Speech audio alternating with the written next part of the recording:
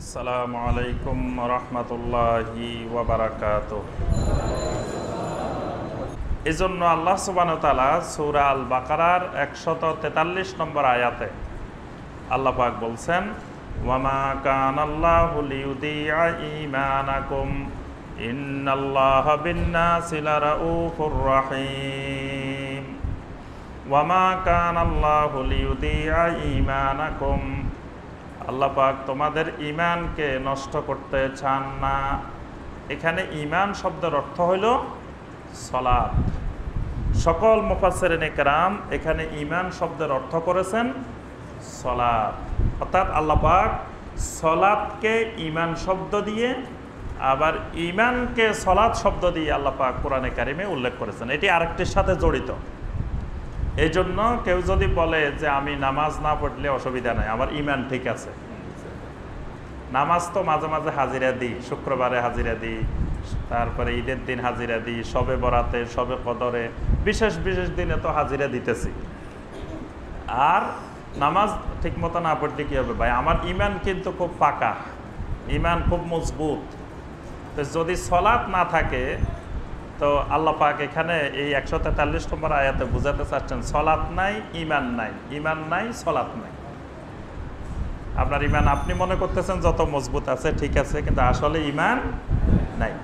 জামে আত-তিরমিজির হাদিস, সাহাবায়ে কেরাম রাদওয়ানুল্লাহি তাআলা আলাইহিম আজমাইন, যারা আমাদের আসলাফ সালফে সালেহিন, আমরা হইলাম আহলুস সুন্নাহ ওয়াল জামাত।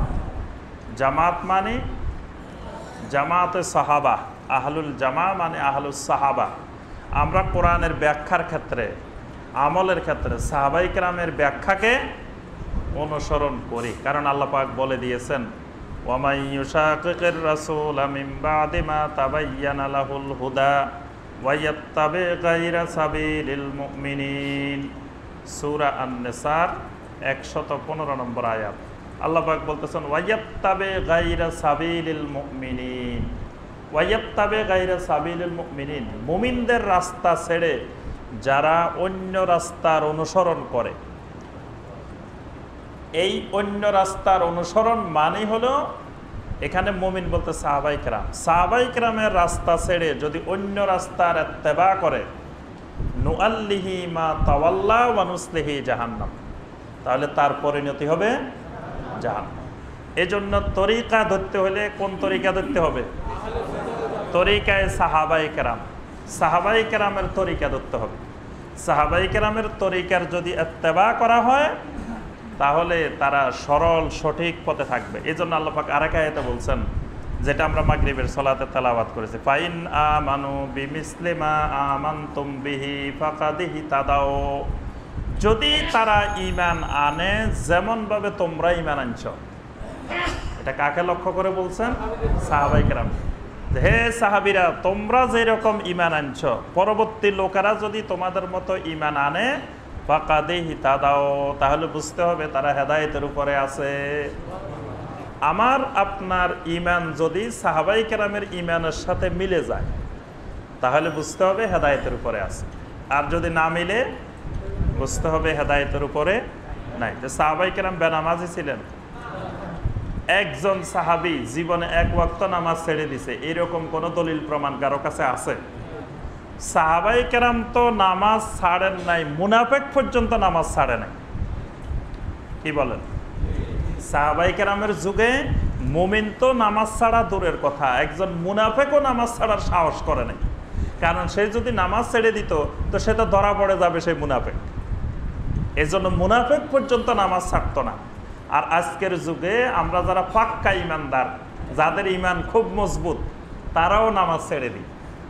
এই জন্য তিরমিজির হাদিস, জামে আত-তিরমিজির হাদিস, কানা আসহাবু মুহাম্মাদিন সাল্লাল্লাহু আলাইহি ওয়াসাল্লাম লা ইয়ারাউনা শাইয়ান মিনাল আমালি তারকুহু কুফরুন গায়রাস সালাহ। সাহাবায়ে কেরাম কোনো আমল ছেড়ে দেওয়াকে কুফরি মনে করতেন না। গায়রাস সালাহ, একটা মাত্র আমল ছেড়ে দেওয়াকে সাহাবায়ে কেরাম কুফরি বলতেন। সেই আমলটা হলো সালাত, নামাজ। নামাজ ছেড়ে দেওয়াকে সাহাবায়ে কেরাম কুফরি বলতেন, কুফরি। যে এক ওয়াক্ত নামাজ ছেড়ে দিছে, সে একটা কুফরি করছে। তো কুফরি করলে ইমান থাকে? ইমান আর কুফর একটা আরেকটার সাথে বিপরীত। ইমান যে ঘরে ঢুকবে কুফরি সেই ঘরে ঢুকবে না, কুফরি যে ঘরে ঢুকবে ইমান সেই ঘরে ঢুকবে না, দুইটা এক জায়গায় থাকে না, ইমান আর কুফর। তো এক ওয়াক্ত নামাজ ছেড়ে দিলে সাহাবাই কেরাম এটাকে কুফরি বলতেন, এবং এই ব্যাপারে সাহাবাই কেরামের এজমা ছিল, ঐক্যমত্য ছিলেন যে এক ওয়াক্ত নামাজ ছেড়ে দেওয়া কুফরি। তো এই জন্য আল্লাহ সুবহানাহু ওয়া তাআলা সলাতকে সবচেয়ে বেশি গুরুত্ব দিয়েছেন আমলের মধ্যে। এজন্য দেখবেন কোরআনে কারিমের বড় একটি বৈশিষ্ট্য হলো প্রতি পৃষ্ঠায় পৃষ্ঠায় নামাজের কথা আছে।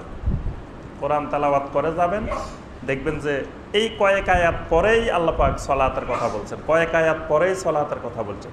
কোরআনে কারিমে বারবার আল্লাহ সুবহানাহু ওয়া তাআলা সলাতের কথা স্মরণ করাই দিয়েছেন, কারণ এটা আমলের মধ্যে সবচেয়ে গুরুত্বপূর্ণ।